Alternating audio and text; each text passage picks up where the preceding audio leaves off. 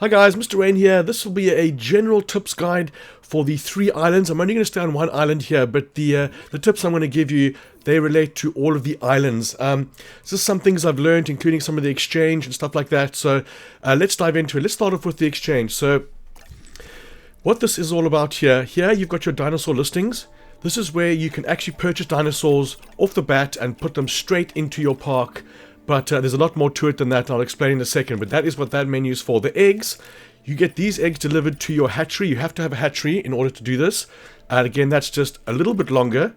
And then the genomes are what they say. The genomes are you purchase these, and if you look in the top right-hand corner, you can refresh any of these lists all of the time, except you have to wait a little bit after refreshing it for it to reset. So here, you could buy the genomes, and then you go to your hatchery, and then you're able to actually hatch the dinosaurs. So let me show you here. So I've got these two here. I can't show you, but if I go to my genome library, these are the genomes that I've bought. There's no excavating for fossils or anything like that. You have to just keep buying the genomes, and the more of the certain genome you buy, the more obviously you can edit the genetics of the dinosaur. The second thing is the dinos need the massive areas. So for example, this brachii over here, he's missing forest. And he's missing a fair amount of forest, but look at the size of the area I've got him in. So potentially, this guy, a single Brachiosaurus, would need pretty much this entire area to be comfortable. And the problem with that is, well, many problems with that. The biggest problem is, the second you put a second one in there, that's going to go down. So the biggest issue I found on this game, on this Malta expansion, is the humble trait of the dinosaurs. I would go for that humble trait any way or shape or... I would get cracking on that humble trait as soon as possible, because that is going to be the difference between you making that 5-star or not. So if you go down to genetics, the humble trait's going to be the species group adaptation. No, not group adaptation. Metabolism, no, it's one of these. Cross-species adaptation, tolerant trait, no. The humble trait, there we go. The space adaptation. So what this does is the requirements of the dinosaur are reduced. So these guys, they haven't got any genetics. I've just ordered them in or bought the eggs, and I plonked him in there, and I can't put a single dinosaur in there with him. And that is a massive issue. So to solve that, get the genomes, the eggs. You can't genetically modify the eggs because they will just be right here. You lose that step. So in my opinion, I would go for those genomes on this genome list.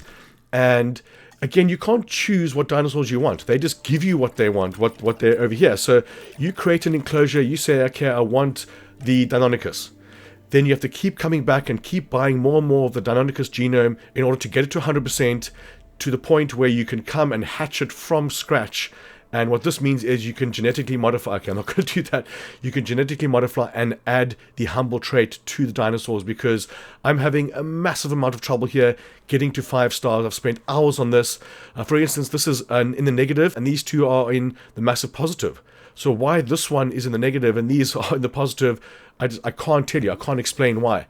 These scavenger dinosaurs as well, the Morus Intrepidus and the copies, I never have them. I never ever intentionally have them in my park, because all they do is they'll sit right next to a feeder like this and they'll starve to death.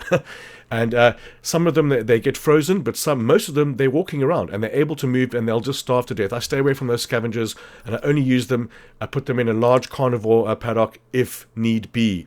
The next tip is, once you've chosen your dinosaur, like, okay, let's go hypothetically, we're going to go with the Brachiosaurus. Now, you're going to want to put multiple dinosaurs in here. Well, if you can. If you're using the humble trait, you will be able to do that, because these shops are just going to make a loss because there's only one dinosaur here. I should actually put a viewing gallery here. Now that I think about that, I'll do that. But as you can see here, I'm pretty close to the 5-star, and it's not going to give you a notification. It's not going to tell you you've got 5-star. You only know you got 5-star when the digits underneath there, 753, next star is 800, it'll have nothing there. It doesn't say, congratulations, you got 5 stars. It just activates 5 stars. It doesn't tell you you've got 5 stars. So the second you've got the next star, 800, and that's disappeared, then you know you've got 5 stars on the island, because sometimes it's difficult to see because the tiny corner of the star could be missing. But what I was getting onto here is, once you've chosen your dinosaur, you can't, okay, I want to put in the Dreadnoughtus in with this guy. That's not the case. You have to go to the dinosaur you've already got, and you have to go to what he eats. He eats tall nut. Now, the only way you're going to get other dinosaurs in here with him is if they also eat tall nut, because if you take away any of the tall nut that's here, then he's not going to have enough food. You have to have dinosaurs that have the same food or the same diet. So if you go up to your genome, or go down to your genome library, push up once. Over here, you can go to the Apatosaurus, and over here you can see he wants tall leaf. So I cannot put this dinosaur in with him.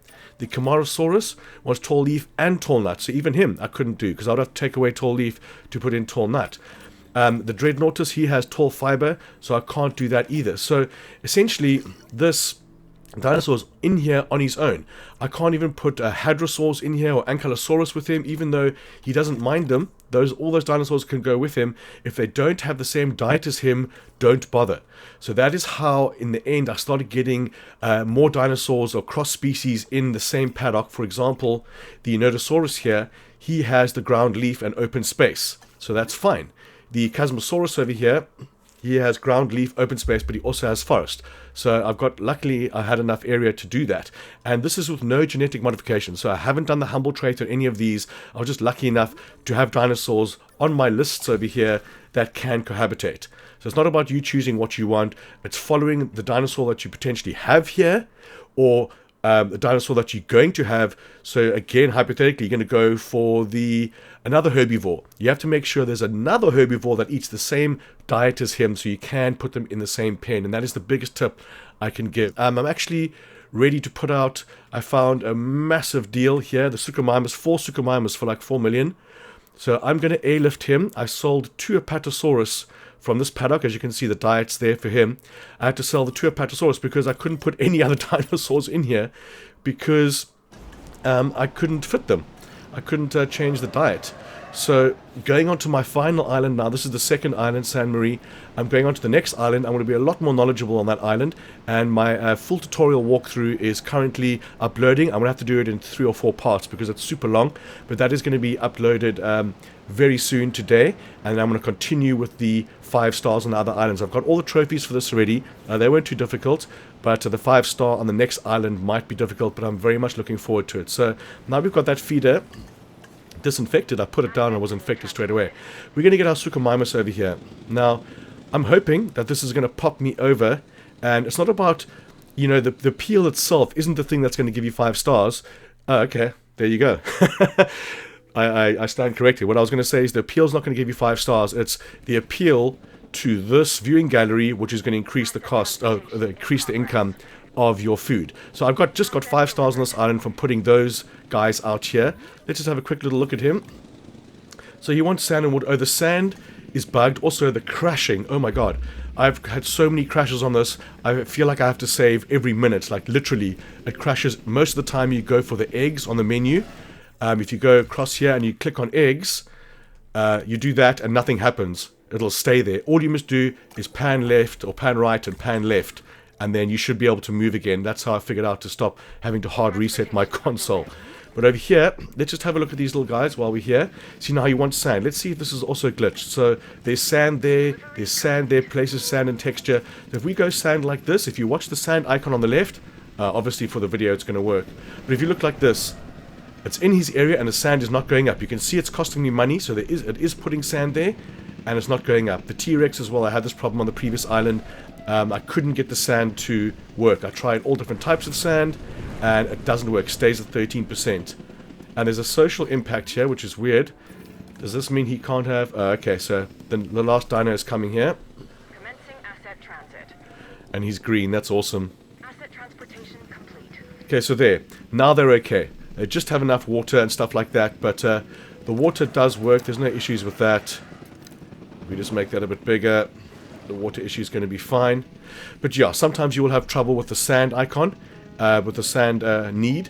But other than that, I'm going to move on to my next island now. Let me just think for 1 second if there's any other tips I can give you. These over here. Yeah, the other tip was the buildings are massive. So if I go to my guests over here, the guest comfort, the shelter coverage is 97%. I cannot get that to 100% because there's not enough space to put something here. It won't let me put anything down here. I put the path as far to the right as possible. I can't put anything along this area. What you can do is put something as close as you can, the top and the bottom over here, to reduce that number. and that seemed to have worked. Also, this particular island has a lagoon, and this is going to make everything a lot easier, because on the genomes over here, I just bought Tylosaurus. Cost a lot of money, but I bought, not even there, sorry, I think it was the eggs I bought. I bought Tylosaurus eggs, put them into the hatchery, lagoon hatchery, and I was managed to get 1, 2, 3, 4 of the Tylosaurus, and that went from like 2.5 stars to 4.5 stars, like that, bang. And along here as well, not easy. These platforms over here are designed for fish or for viewing galleries, or the viewing galleries are there already. So let's pause that. So for instance, I would have put some more amenities down here, because these guys are now in view of this, and the viewing area of these are much bigger now. Even the viewing galleries over here, these have been extended quite a lot. And unfortunately, the truck tour is not something I like to have in the carnivore pens, because they get attacked all the time and then they get backed up. And if all your trucks are backed up over here, they're not cruising the paddock, therefore they're not getting the visual stimulation, if you will, and the shops are just going to fade out. You see, these are 20 grand and that's on nothing. Even if I do something, change it on this, there's nothing to even remotely get it out of the negative. So I don't know why that is. But the buildings are massive. They're too big in my opinion. I prefer the Jurassic World era, Jurassic Park era, where the buildings are tiny. These ones are massive, so you've got to be very careful with what you build. I do have some more area down here I didn't need to get to. I'll come back in here in some sandbox mode. But down here as well, you got your Nasutoceratops as well as the Crichtonsaurus, because these guys eat the same thing. Okay, well, I've got to check them out. They both have ground leaf, so which is why they can cohabitate. But I'm going to continue now with my final island 3 stars, and I will be uploading, like I said, full tutorial walkthrough on the whole Malta campaign, and that'll be ready by hopefully the end of the day and posted by tomorrow. But guys, if you have any questions or have any queries or any comments on the DLC, if you're enjoying it, then hit me up in the comment section. I'll always reply to the new comments, so don't worry about that. And please, if you are enjoying the content, smash that like button for me, guys, and I'm going to catch you on the next one.